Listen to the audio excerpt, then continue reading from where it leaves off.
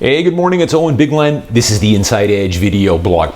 Time for, as promised, another chapter in my new book, Along for the Ride, which has been out now on Amazon for the past month. I thought every month or so I would address a chapter in my book and just give you an overview of the topics that are covered. First thing, I'd like to thank everyone that has bought my book over the past 30 days. It's been on and off top 10 in Amazon in both the US and in Canada for the last 4 weeks. I've gotten a lot of positive feedback from people that have bought the book. Surprisingly, I've sold a lot of books on Amazon.com in the US. I know I've got a lot of viewers there. And then, of course, I've got a lot of viewers across Canada and in my home city here of Vancouver. Thanks everyone that's bought the book. If you haven't, I think it's the best $10 you're going to spend. It'll give you all the secrets and all the information that I've learned over the past 30 years in Vancouver real estate, buying and holding property, as well as my investment philosophies on buying and holding good quality dividend stocks, just index investing through low-cost ETFs. But the overall premise and why I call it Along for the Ride is how to build a passive income stream. There's only so many hours in the day, working day, that you can work for a paycheck. You've got to get your money working for you. When you started at a young age, life becomes pretty sweet once you get into your late 30s or 40s. You've got that passive income coming in from your tenants' rent checks on your investment properties and those dividends and cash flows coming from your stock portfolio.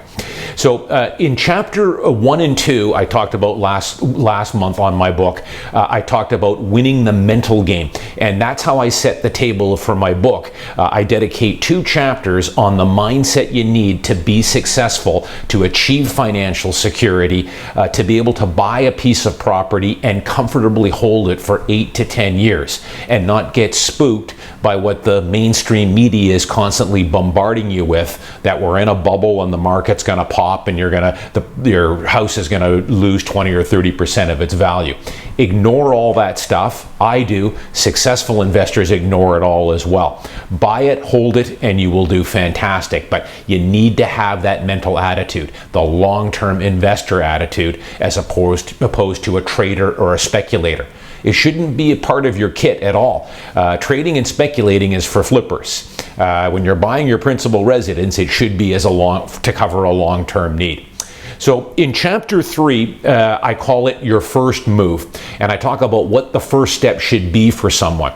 Now, I'm a big believer in once you start working, you should start putting some money away for retirement. So contributing to your RRSP, I also strongly urge people to start getting some money into a TFSA. And I'll talk more about that in the later chapters of my book on what to actually invest in your RRSP and your TFSA. But after that, the first step for most people should be to buy your principal residence. And I've blogged about this many times, buying your principal residence sooner rather than later, and start saving for that down payment as soon as possible, as soon as you start earning a paycheck.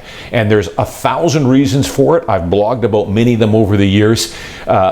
Being a long-term renter is not going to get you very far, especially when you're buying properties today and getting a mortgage at 2.7%. Rents are at all-time highs, mortgage rates are at all-time lows. We would need to get interest rates back up to double-digit before that old analogy, I rent and save the difference, would ever come into play. But I strongly urge people to buy your principal residence. Stay at home, live in your parents' home for as long as you can. Milk it as long as you can. I sure did.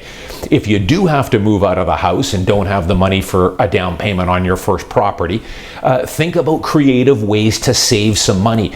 Rent a house with 3 or 4 other people. Rent a bedroom and become a roommate. There's a lot of ways to keep your living costs or your housing costs low while you're in the process of saving for that down payment. And I go through a lot of that in chapter 3. Also in chapter 3, I talk about the magic of leverage. Leverage is how most wealth is created. It gives you the ability to buy a $500,000 condo for as little as $25,000 down. You're taking possession of an appreciating asset with 5% of your own money. That's leverage. On the other hand, though, in chapter 3, I also talk about not over-leveraging and not overextending yourself. And you read articles all the time in the media about people that are taking on too much house and maybe taking on too much debt. You always want to leave a buffer, and I can't accentuate this more. If the bank tells you can qualify for a $500,000 mortgage, it doesn't mean you have to take the full $500,000. Although, of course, in this market, it's brutal. You're probably getting into bidding wars, and a lot of people are having to go to the top end of their budget. But try and leave a buffer there, folks. Interest rates have got nowhere to go from here but up. I don't know when they're going to be raised. Maybe later this year we might get a few quarter point increases, but you should be leaving a buffer there and anticipating those mortgage increases. The rest of Chapter 3, I'll just talk about hiring a realtor, doing your due diligence when you're buying your first place. Hire a realtor if you want to buy something in downtown Vancouver. Don't go with your cousin Jack who works in Coquitlam. I'm sure Jack's a great realtor out in Coquitlam, but he's probably going to be a fish out of water working in the downtown market. So hire a pro that knows that neighborhood that you're interested in buying in. The other thing is, of course, do your due diligence. Get the strata documents, read them, understand them. I go through the offer and the counter offer process, writing subjects into a contract. I also talk a little bit about getting pre-approved for a mortgage, some of the mistakes that newbies make.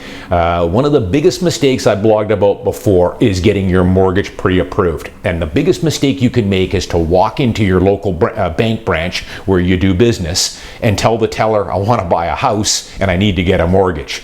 What they're going to do there is they're going to send you off to what I call a paper shuffler. They're going to fill out an application and then send it off back east somewhere. It's so important that you talk to a decision maker. You want to talk to a mortgage specialist, someone who is in a senior position with that bank that you deal with. In my book, I talk about my two lenders of choice are Royal Bank and TD. I've got long-term relationships with them, but any of the big banks are fine. But make sure you talk to a decision maker there. And with my clients, I provide the decision maker. If they're working with BMO, I'll give them the person that they need to talk to with BMO. You want someone who has signing authority and can make a decision on your mortgage, as opposed to sending it back east and waiting 2 to 3 weeks to get an approval. I've blogged about it in the past, how I've seen every year I get 3 or 4 deals that collapse because of bad financing.